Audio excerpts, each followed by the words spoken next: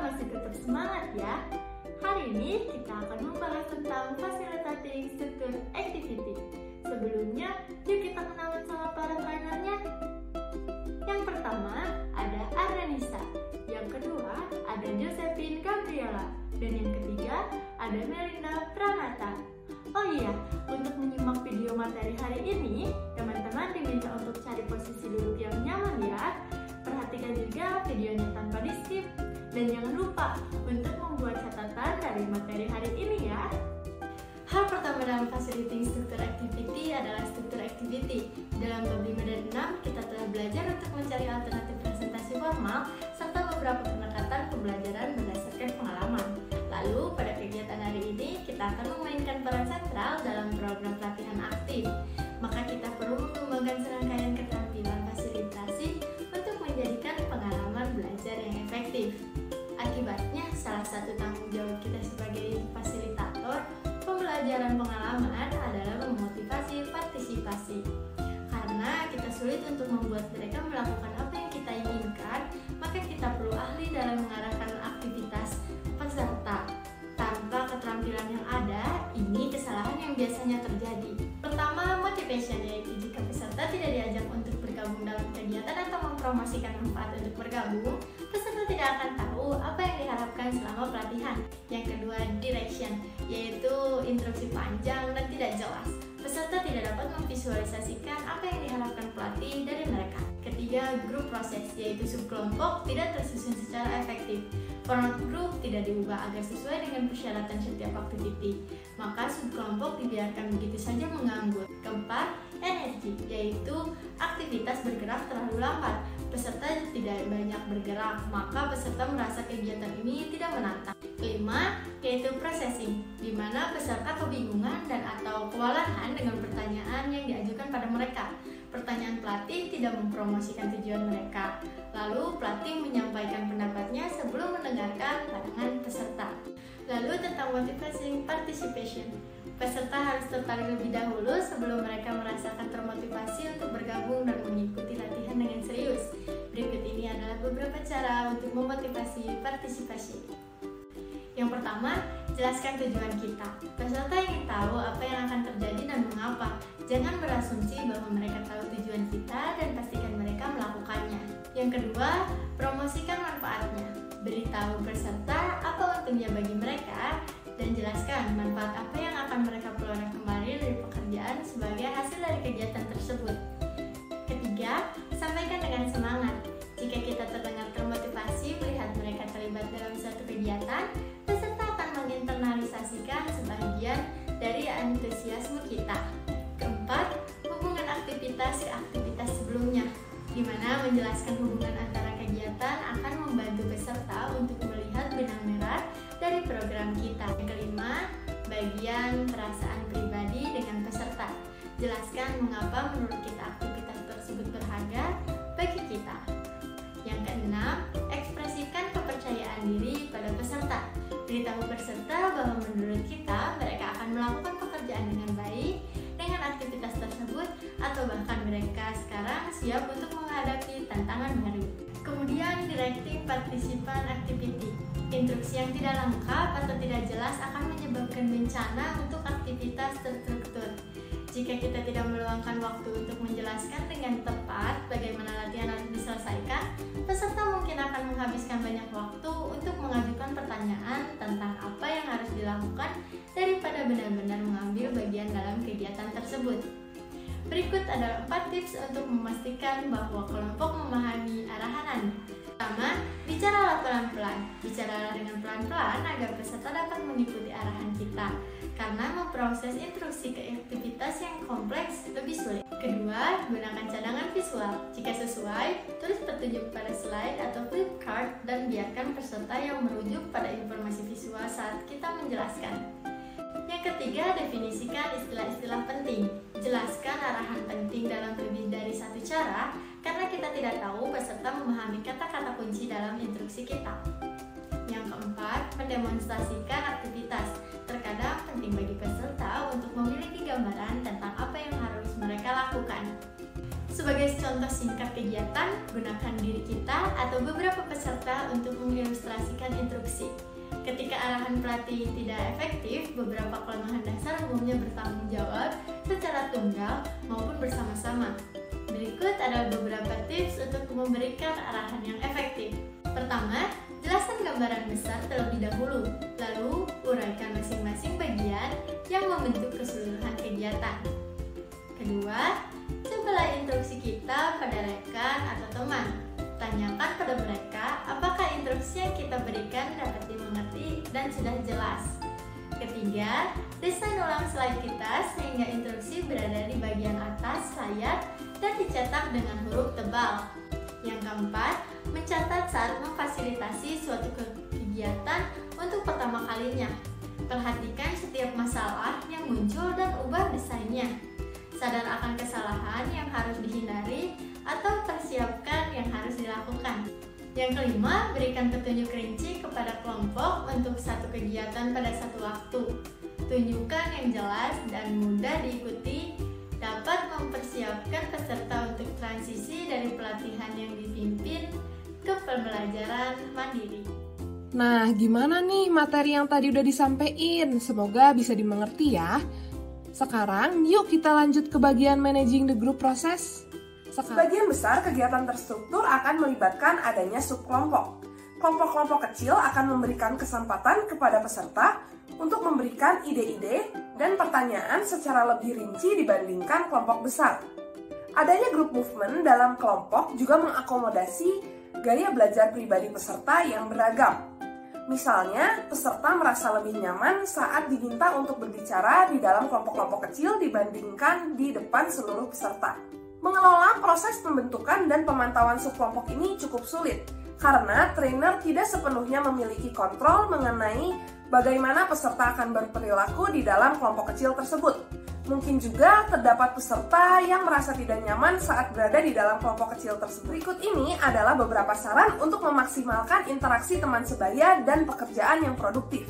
Yang pertama, bentuklah kelompok dengan berbagai cara. Untuk membentuk kelompok secara acak, trainer dapat membagikan nomor-nomor kepada peserta saat mereka duduk, lalu bentuklah kelompok sesuai dengan nomor tersebut. Atau saat ingin membentuk kelompok yang membangun kerjasama, trainer dapat meminta peserta untuk membentuk kelompok sesuai dengan keinginan mereka sendiri. Kelompok juga dapat ditentukan menurut kriteria tertentu untuk mencapai suatu komposisi. Yang kedua, campur tim dan teman sebangku. Menggabungkan kelompok dapat memberi kesempatan peserta untuk mendapatkan pendapat yang beragam dan variasi yang menarik untuk diskusi mereka. Yang ketiga, variasikan jumlah orang dalam setiap aktivitas. Semakin kecil kelompoknya, maka semakin besar kesempatan peserta untuk berkontribusi.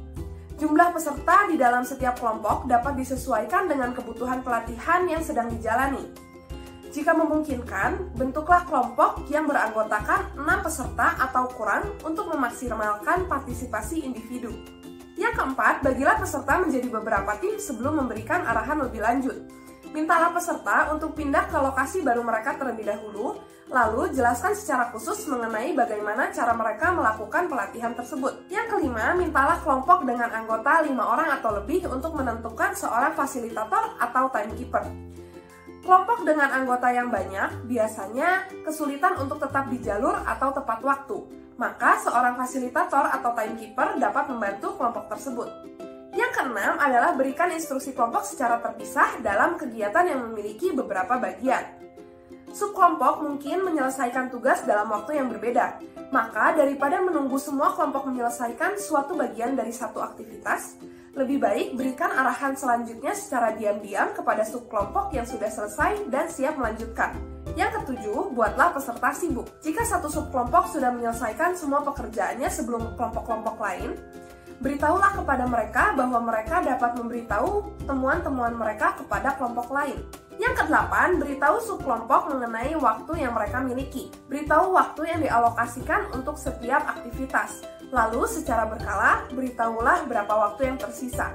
Trainer juga dapat mengunjungi setiap kelompok untuk mengetahui seberapa banyak progres yang sudah mereka buat. Tugas trainer belum berakhir setelah peserta diorganisasikan ke dalam kelompok-kelompok dan mengerjakan kegiatan terstruktur. Trainer juga harus memastikan bahwa peserta ikut terlibat dalam kegiatan yang akan diadakan. Trainer mungkin saja harus mendesain ulang suatu aktivitas di tempat jika nampaknya aktivitas tersebut terlalu pendek, terlalu sederhana, terlalu panjang, atau bahkan terlalu rumit dalam situasi-situasi tertentu. Berikut adalah beberapa tips untuk tetap mempertahankan energi kelompok. Yang pertama, jaga agar aktivitas tetap berjalan. Jangan memperlambat segalanya dengan berbicara dengan perlahan, menulis semua kontribusi peserta pada flip chart, atau membiarkan diskusi berlarut-larut terlalu lama. Biasanya, energi akan banyak dikeluarkan ketika kelompok diminta untuk mengerjakan sesuatu pada waktu tertentu. Yang kedua, tantang peserta. Ada lebih banyak energi ketika aktivitas menciptakan tingkat ketegangan yang moderat. Jika pekerjaan yang diberikan terlalu sulit, peserta akan merasa lesu. Tekankan betapa pentingnya aktivitas yang menantang dan dorong peserta untuk memikirkan kembali jawaban mereka atau memunculkan perilaku yang baru. Yang ketiga, berikan penguatan positif kepada peserta yang terlibat dalam suatu aktivitas. Tunjukkan minat kepada peserta saat mereka terlibat dalam suatu aktivitas. Jangan hanya berdiam diri atau menyibukkan diri dengan hal-hal lain. Berikan kesan bahwa trainer benar-benar tertarik dengan apa yang mereka lakukan dan pujilah mereka. Yang keempat, bangun gerakan fisik ke dalam aktivitas.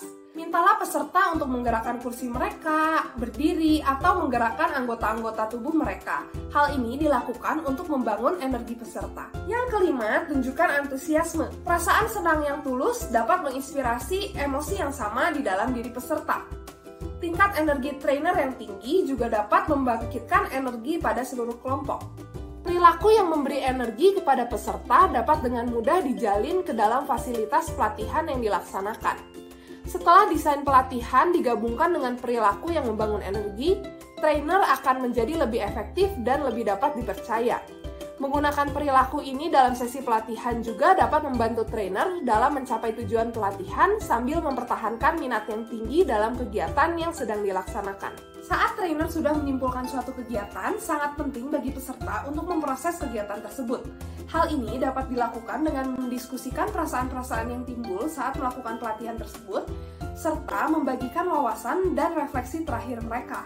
Berikut adalah beberapa tips untuk membantu trainer dalam bagian pemrosesan suatu aktivitas. Yang pertama, ajukan pertanyaan yang relevan. Ketika peserta sedang memproses suatu aktivitas, trainer dapat memberikan pertanyaan mengenai aktivitas tersebut. Namun, berhati-hatilah untuk tidak mengajukan terlalu banyak pertanyaan. Yang kedua, susun pengalaman pemrosesan dengan hati-hati. Trainer harus membiasakan peserta untuk memproses suatu aktivitas dari fase awal. Awalnya, hal ini dapat dilakukan dengan mengajukan 1 atau 2 pertanyaan dan menjaga agar diskusi tetap singkat. Yang ketiga, amati bagaimana peserta bereaksi selama pemrosesan. Pemrosesan yang paling berharga dan produktif terjadi ketika peserta merasa nyaman untuk mengekspresikan dirinya. Selain itu, perilaku trainer juga dapat membantu kelompok dalam membuat forum terbuka untuk mengekspresikan diri mereka masing-masing. Yang keempat, bantu subkelompok yang mengalami kesulitan dalam memproses suatu kegiatan.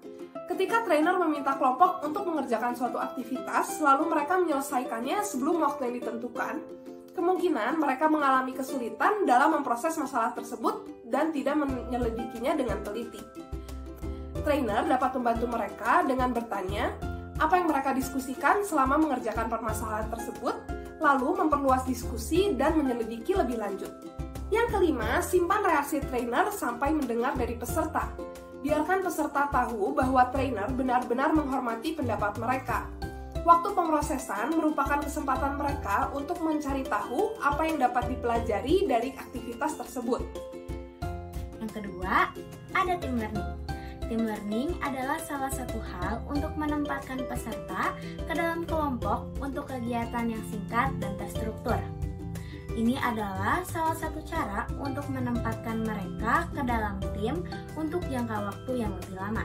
Misalnya, ketika kita memutuskan untuk membentuk tim secara permanen dalam pelatihan atau membentuk tim secara ekstensif tetapi merubah-rubah keanggotaan mereka beberapa kali.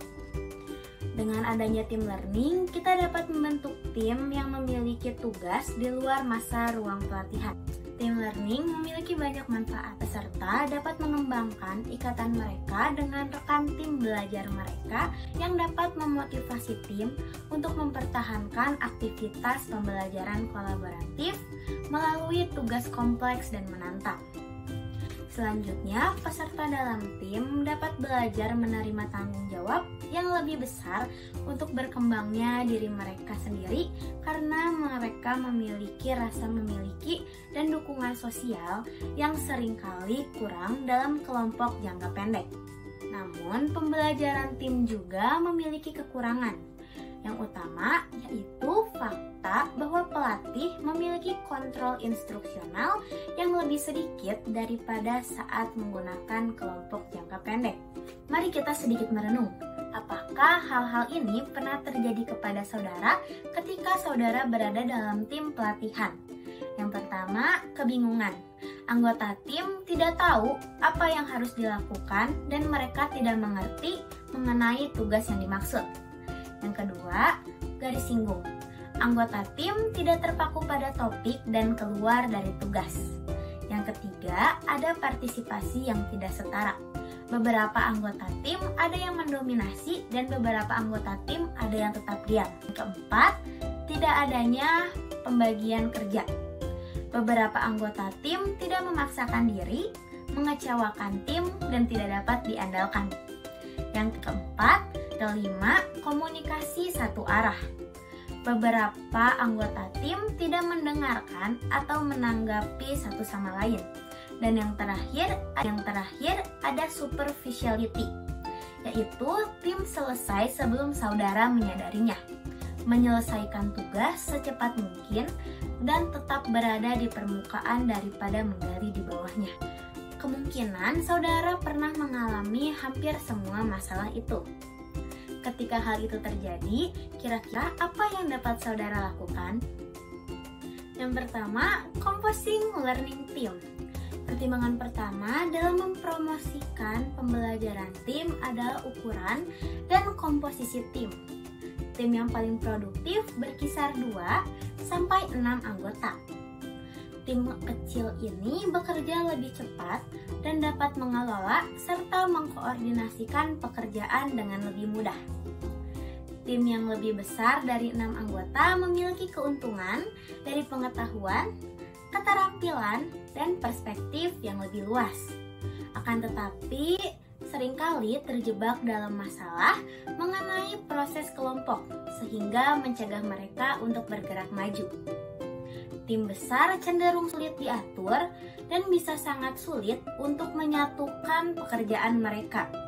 Jika akan menggunakan tim besar, sadarilah bahwa tim besar memerlukan lebih banyak struktur, pertemuan yang lebih formal, dan peran lebih jelas untuk setiap anggota daripada tim kecil. Ada beberapa aturan keras dan cepat dalam menyusun tim pembelajaran. Yang pertama, ada random assignment, yaitu mengacak setiap orang dalam tim dan dikelompokkan, misalnya dengan berhitung atau mengelompokkan berdasarkan kriteria yang tidak spesifik. Dengan melakukan metode ini sering memberi perasaan kepada peserta bahwa mereka diharapkan untuk bekerja baik dengan semua orang dalam tim.